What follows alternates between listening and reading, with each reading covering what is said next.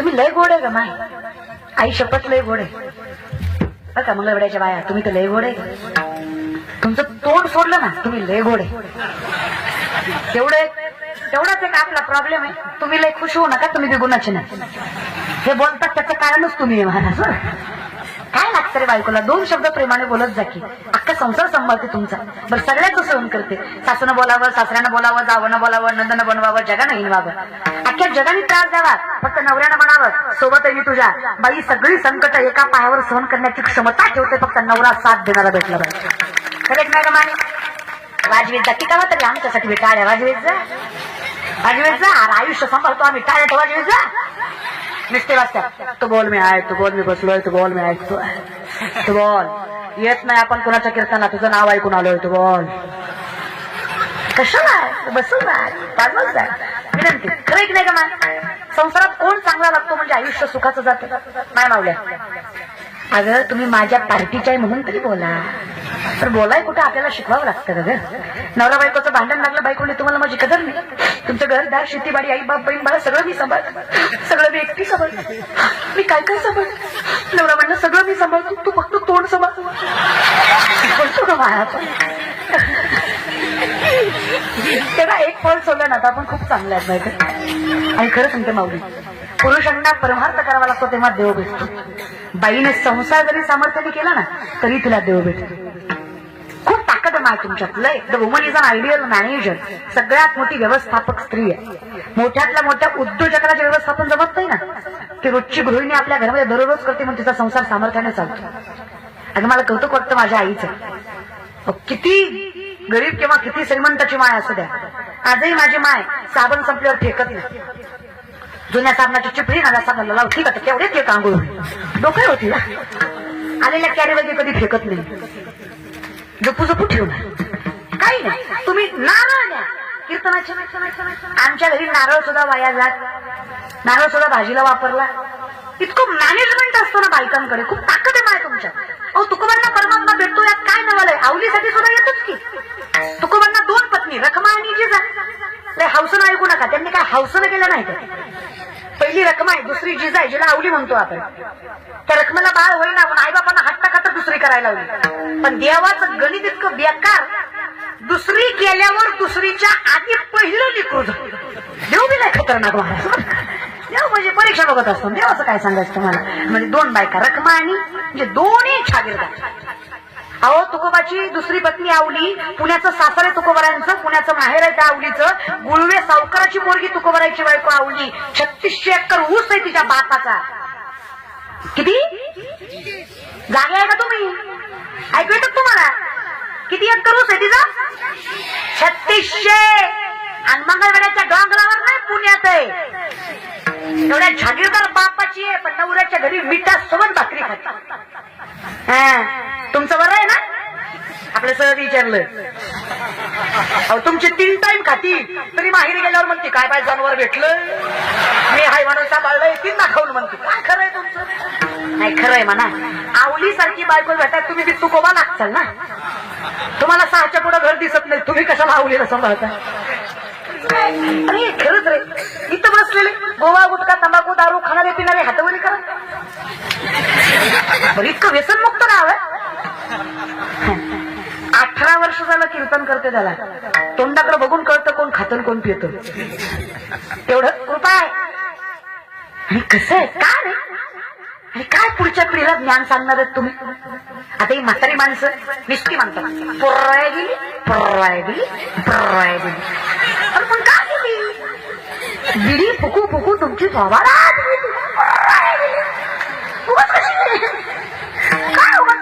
ही म्हातारं दिसत नाही दादा याला. त्याचे हात थर कापतोय. मारुतीच्या वाट्यावर पत्ते चालतो. त्या ब्रह्मचारी मारुतीला राणी दाखवतोय. ही गुणाचं फक्त पोरच वाया गेली. काय पण अवघड आहे बाबा. हा ना. आता या म्हातारा बायका सुद्धा दारात बसून आजकालच्या काय पोर येतोय, यांना काय लाज येतोय, आमच्या जमिन्यात नव्हतं माय असं, आम्ही किती इज्जतीनं खाल्लं माय, किती कष्ट केलं माय, यांना काय जळय माय, सगळं आयतं भेटलं माय, वैद माय. ऍक्सेप्टेड. जे जुन्या पिढीने सहन केलं आत्ताच्या पिढीला जमणार. जे तुम्ही कष्ट केलं आत्ता जमणार नाही. पण बोलून सांगण्यात मजा नाही ना ग माय. आत्ताची अवस्था विचित्र आहे. आता तुम्ही जर या वयात मिसरी चोळताय, तुम्ही नातीला काय शिकवणार आहे? अगं तुमच्या मिसरीच्या वासानं गोठ्यातल्या म्हशीनं दूध द्यायचं बंद केलं, इतका भंगार वास त्याच्या मिसरीचा, तुम्ही नातीला काय तोंड घेऊन सांगणार आहे? 1.5-2 वर्षाची नाती लेकरं असतात रे, ती म्हाताऱ्या तसंच मिसरी ना माचा त्याच्याच मुठी घेतात. बरं ताक जरी जास्त पिलं तरी झोप जास्त येते. अंमली पदार्थ आहे हे, व्यसन म्हणजे अंमली पदार्थ. एवढ्या लहानपणी त्या वासाने जर लेकरांना सवय लागली तर मोठ्यापणी त्यांना अंमल करायचं सोपं जाणार नाही का? विचार पण करायचा ना. लेकरांना पुस्तक वाच म्हटलं, लेकरू पुस्तक वाचत नसतं. मान तुम्ही पुस्तक घेऊन बसा, लेकरू शेजारी बसल्याशिवाय राहत नसतं. याला संस्कार आणि परंपरा म्हणायचं लक्षात ठेव. म्हणून पांडुरंग परमात्मा आवडतो याचं पूर्ण श्रेय तुकोबर आहे. माझ्या वडिलांची मिरासी गा देवा, तुझी रणसेवा माझी नाहीच आहे रे पांडुरंग, हा अधिकार माझा नाहीच आहे. ज्ञानियांचं ज्ञानी म्हणतात, ज्ञान गुणगम्य ज्ञानदेवा लाधले निवृत्तीने दिले माझ्या हाती. कोणीतरी दिलंय, उगच नाही रे.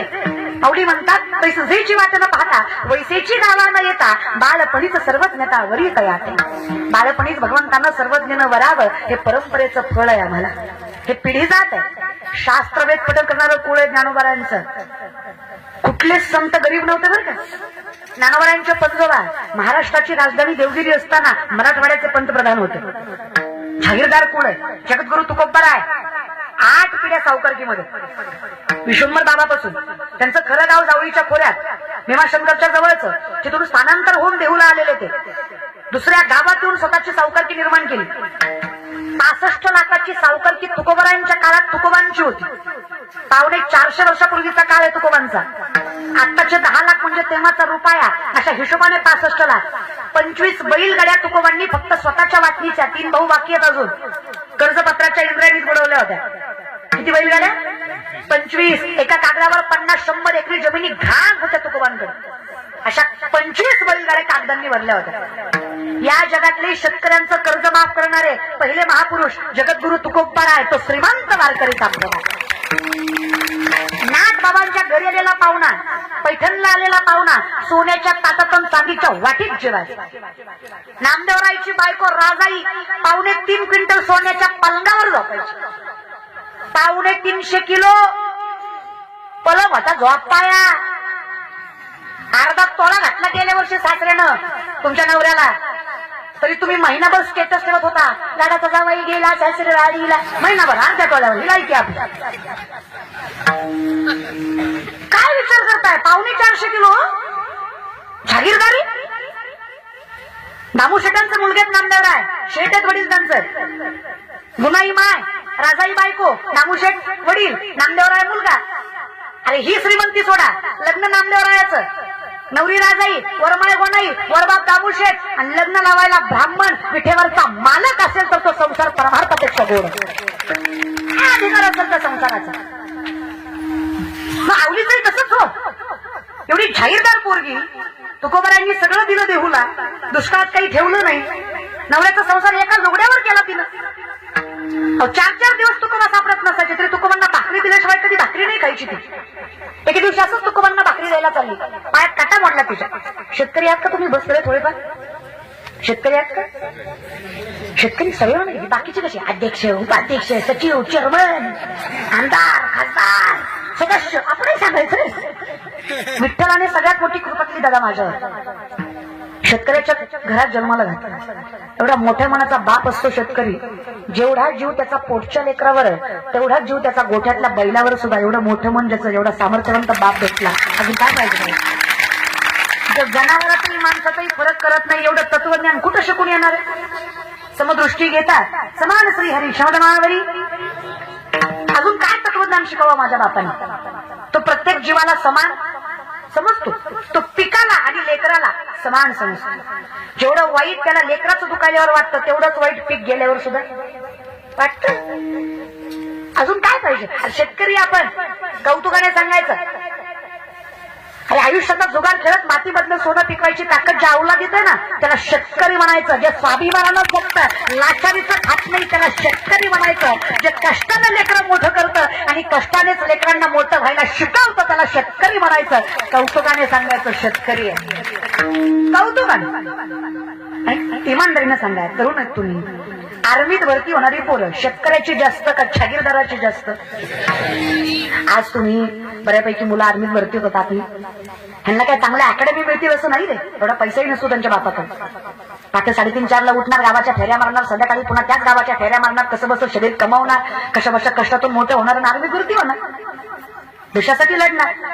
ही जाहीरदाराची नसतात, ही सामान्य कुटुंबातली असतात. चला याच्या पुढे सांगा महाराज. वारकरी संप्रदायामध्ये स्वतःचं तारुण्य पणाला लावून वारकरी संप्रदायाचं सगळ्यात मोठं वैभव स्वामी सुखनिवास वैकुंठवासी जोगबाबांची वारकरी शिक्षण संस्था. 4 वर्षाचं अध्ययन करावं, योग्य तो परमार्थ शिकावा, जगाला हित सांगावं. ही शिकणारी मुलं जागीरदाराची का सामान्य कुटुंबातली? सामान्य कुटुंबातली. गायक, वादक, कीर्तनकार ही सगळी शेतकऱ्याचीच. पण वृद्धाश्रमात शेतकऱ्याचे मायबाप का जागीरदाराचे मायबाप? शिकलेल्याचे, जागीरदाराचे. ती कुत्र्याचं नाक पुसतं पण बापाचं नाही. ते कुत्र्याला इमानाने फिरवतं जास्त तिकिटाचे पैसे देऊन, पण बापाला नाही. इतकी कनिष्ठता ज्यांच्या संस्काराची आहे त्याच्या पैशाचा काय मोठेपणा? अरे आमचं शेतकऱ्याचं पोरगा फाटक्या धोत्रावर बाप सांभाळेल, पण बाप स्वतःच्या झोपडीतच सांभाळेल एवढी ताकद त्याच्या मनगटात आणि संस्कारात आहे. अरे जागीरदार आहे ना आम्ही, मायबाप सांभाळायची ताकद आमच्यात आहे. कशाला श्रीमंती लागते? आणि अर्धी खाऊ शकतो नाही बापाला देऊ, ताकद आहे ना का? पण तुम्ही प्राऊड फार्मर रे. शेतकरी कौतुकाने सांगा जा. शेतकरी ना तुम्ही, अरे आता तरी कौतुकाने सांगा. एक काम करते ना, कीर्तन झालं माझ्या पाकिटातलं थोडं थोडं देते तुम्हाला, पण बोला. कसं या गेल्या महिन्यापासून तुम्हाला सवय लागली, घेतल्याशिवाय बोलत नाही तुम्ही. घेता दोन्ही कडचं, बोलत कुठलंच नाही तुम्ही. पण बोलत जा बाबा, बोलत आहे गरज असते. शेतकरी तुम्ही, शेतकऱ्याच्या पायात काटा मोडला काही नवल नाही, मोडतोच. शेतकऱ्याच्या पायात काटा मोडला, शेतकरी काटा बघायला पाण्यानं पाय स्वच्छ करतो. शेतकरी घाई असेल तर काटा कसा बघतो? लाजू नका, सगळे थकाच लावतात. इथे काय हायजीन मेंटेन करायचं नसतं, थुकाच लावायचं असतं. खरं सांगा, एका थुक्यात काटा दिसतो तो काय सॉक्स घालून नांगर धरतो थुक्यात काटा दिसायला? 2-4 वेळा तरी लावायला लागतो. आता काटा मोडला आवडीला, जिजाईला, त्रास झाला त्रैलोक्याच्या नाथाला, जगाच्या मालकाला, विठुरायाच्या मालकाला. काय सांगायचं मला? पंढरीचा मालक तिच्या चरणाच्या स्पर्शासाठी ऋषी मुनी तपस्वी झाडाला उलट टांगून तपश्चर्या करतात. जिवंतपणी ज्यांचा हाडमांस प्राणी पक्षी खातात. 1000 वर्ष उलट टांगूनही ज्यांना विठेवरचा मालक मिळत नाही, असा अशक्य असणारा पंढरीचा मालक हिच्या पाठीमागे हिच्यासाठी धावतो. काय ताकद आहे बाई. थांबा म्हणे जिजा, काटा रुतला तुम्हाला. विठ्ठला कळतंय किंवा आम्हाला, पण कसं सांगू तुम्हाला? माझ्या पायातल्या काट्यापेक्षा माझ्या तुकोबाच्या पोटांची भूक जास्त बोचते मला. आधी ती भागवते, मग येते दर्शनाला. तिने नवऱ्यालाच विठ्ठल मानला, तिच्या संसाराला विठ्ठल लागणार नाही. पाठीशी आल्या भाकरी देऊन, विठ्ठल जाग्यावरच. आता तरी बघू द्या. अहो त्या विठेवरच्या मालकानं त्या माय माऊलीचा पाय स्वतःच्या हातात घेतला. काय भाग्य असेल त्या बाईचं, तुका लावून काटा दिसतो का पाय? त्याला एका थोक्यात दिसला नसावा, त्यानं 2-4 वेळा लावला. सरपंचाला नाही, पण सरपंचीला लय राग आला. तुम्ही नाही, पंढरपूरचा महाराज तुमचं कशाला? अजून नारळ यायचंय माझं, पंढरपुरातला महाराज. पंढरपुरात आम्ही सरपंच सरपंचीने एकच मानतो, आमच्याकडे एकच आहे. राही रखमाबाई तुम्हा ये बुद्ध्यात या, राही रखमाबाई तुम्हा ये बुद्ध्यात या, सेज हलभूनी जागे करा देवराया, सेज हलभूनी जागे करा देवराया, करा देवराया, सेज हलभूनी जागे करा देवराया. राजी रखमाबाई तुम्हा ये बुद्ध्यात या, राजी रखमाबाई तुम्हारी बुद्ध्यात या,